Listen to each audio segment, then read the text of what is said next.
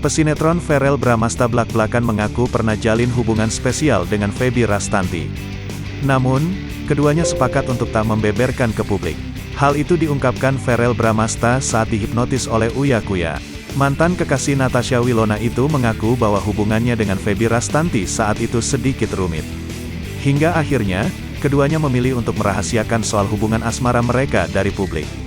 Diakui Verrell Bramasta, Feby Rastanti merupakan sosok wanita yang baik hati. Dia juga mengatakan siapapun nanti yang akan menjadi pasangan Feby adalah orang yang beruntung.